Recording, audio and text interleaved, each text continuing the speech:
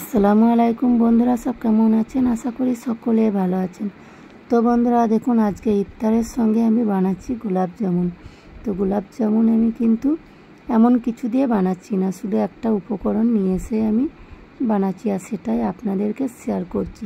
তো আপনারা কিন্তু পুরো ভিডিওটা দেখবেন। আর গোলাপ জামুনগুলো দেখুন কত সুন্দর হয়েছে, এত সুন্দর হবে আমি ভাবতেও পারিনি।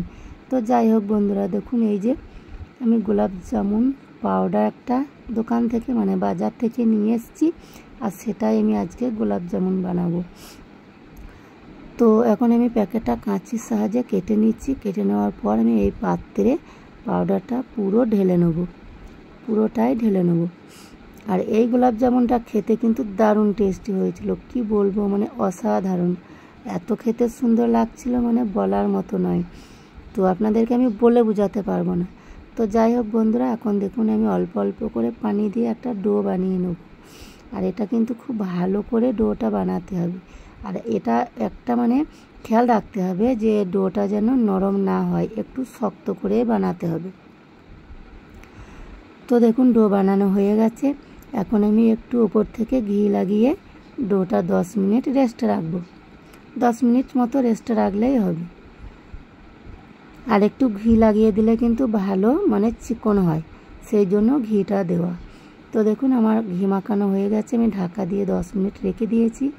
এখন আমি এদিকে 1 কাপ মতো চিনি নিয়ে নিচ্ছি, আর এই চিনির সঙ্গে 2 কাপ মতো পানি দিয়ে দিচ্ছি, একটা চিনির সিরা বানাবো। তো এবার আমি দেখুন একটা পেছলা দিয়ে নেড়ে চেড়ে একটু জাল করে নিচ্ছি, তার সঙ্গে এলাচ আর দারচিনি দিয়ে দিলাম। তো এবার নাড়াচাড়া করে একটু জাল করে নিতে হবে। তো একটু সময় ধরে জাল করতে হবে, কারণ একটু সিরাটা চিটচিটে না হওয়া পর্যন্ত এটা জাল করে নিতে হবে। তো ওদিকে ওটা জাল হতে থাকলো, এদিকে আমি ডোটা থেকে একটু রাউন্ড রাউন্ড শেপ করে বল বানিয়ে নেব, গোল গোল করে বলটা বানিয়ে নেব। তো হাতে একটু ঘি লাগিয়ে আমি রাউন্ডটা করে নেব, তাহলে খুব সুন্দর ভালো শেপ হবে। তো আপনারা চাইলে এখানে সাদা তেলও নিতে পারেন। তো আমার কাছে ঘি ছিল, তাই আমি ঘি নিয়ে নিয়েছি। তো এইভাবে আমি সবগুলোই এখন বানিয়ে নেব, রেডি করে নেব। তো দেখুন প্রায় রেডি হয়ে গেছে, এখনও কিছুটা রয়েছে বানাতে, তো বানানো হচ্ছে। তো আপনারা দেখুন কত তাড়াতাড়ি হয়ে গেল। তো এখন আমি এদিকে দেখুন সিরাটা একটু দেখে নিয়ে নামিয়ে নিচ্ছি। তো সিরাটা কিন্তু হয়েই গেছে, চিটচিটে একটা ভাব চলে এসছে। এখন আমি সিরাটাকে এক সাইডে নামিয়ে ঠান্ডা করে নেব। এবার আমি একটা তাওয়া একটা কড়াই বসিয়ে দিয়েছি। এখন দিয়ে দিচ্ছি সাদা তেল কড়াইয়ে। একটু তেলটা বেশি করেই দিতে হবে, যাতে করে বলগুলো তলায় লেগে না যায়, যেন ভেসে যায়, সেরকমভাবে একটু তেলটা বেশি করেই দিতে হবে। এবার আমি তেলটা একটু হালকা গরম হয়ে গেছে, আর বলগুলো আমি অল্প অল্প করে দিয়ে দিচ্ছি, একটা একটা করে দিয়ে দিচ্ছি। তো এখন দেখুন সবগুলো আমি কিন্তু একেবারেই দিইনি, তো অর্ধেকগুলো দিয়েছি। এবার একটু লাল লাল করে ভেজে নেব কিছুক্ষণ ধরে, একটু হালকা আঁচে ভাজতে হবে, তাহলে খুব সুন্দর হবে। তো দেখুন লাল হয়ে গেছে। তো এবার আমি একটা পাত্রে তুলে নেব। কত সুন্দর হয়েছে দেখুন কালারটা। তো এইরকমভাবে কালারটা হলেই তুলে নিতে হবে। এবার একটা পাত্রে আমি তুলে নিচ্ছি, আর একইভাবে আমি বাকিগুলো ভেজে নেব। তো বন্ধুরা দেখুন সবগুলোই কিন্তু ভাজা হয়ে গেছে। এখন আমি যে মিষ্টি চিনির সিরাটা করে রেখেছি, এখন সেই সিরাতে এই ভাজা বলগুলো দিয়ে দেবো। দেখুন সিরার কালারটা কিন্তু চেঞ্জ হয়ে গেছে।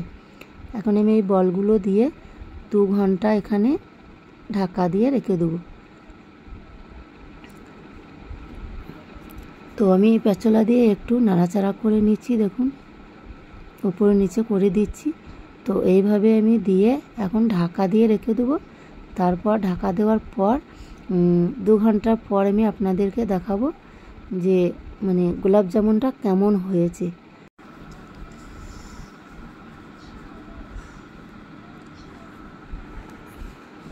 তো বন্ধুরা দেখতেই পাচ্ছেন, যখন সিরায় ডুবিয়ে দিলাম কত সুন্দর লাগছে দেখতে। তো ওই যে দেখুন আমি মানে উপর নিচ করে ঢাকা দিয়ে রেস্টে রেখে দিচ্ছি। তো আপনাদের হাতে সময় থাকলে রাতভর যদি বা 4-5 ঘন্টা রাখতে পারেন তো আরও ভালো। আমার হাতে খুব বেশি সময় নেই, তাই আমি 2 ঘন্টা পর দেখুন আপনাদেরকে দেখাচ্ছি। তো দেখুন খুব সুন্দর হয়েছে, আর রসগুলো একেবারে বলের মধ্যে ঢুকে গেছে, একেবারে নরম তুলতুলে হয়ে গেছে গোলাপ জামুনগুলো। তো এখন আমি আরও একটা পাত্রে ঢেলে নিচ্ছি। তো বন্ধুরা এখান থেকে মানে এখন তো কি বলবো, একজনকে একটা দিয়ে ট্রাই করিয়েছি, খুব সুন্দর হয়েছে। মানে আমরা তো রোজা আছি তাই আমরা ট্রাই করতে পারছি না, কিন্তু একজন খেয়ে বলেছে দারুণ সুন্দর হয়েছে। তো এই যে দেখুন দেখতে কত সুন্দর লাগছে বলুন, তাহলে খেতে তো দারুণ হবে তাই না? কিন্তু আমি জানি এটা দারুণ টেস্টি হবে। তো এই যে দেখুন একটা আমি আপনাদের কেটে দেখাচ্ছি। তো দেখুন ভিতরটা কত সুন্দর হয়েছে। তো আপনাদের যদি ভালো লাগে লাইক শেয়ার কমেন্ট করে দেবেন। আল্লাহ হাফেজ।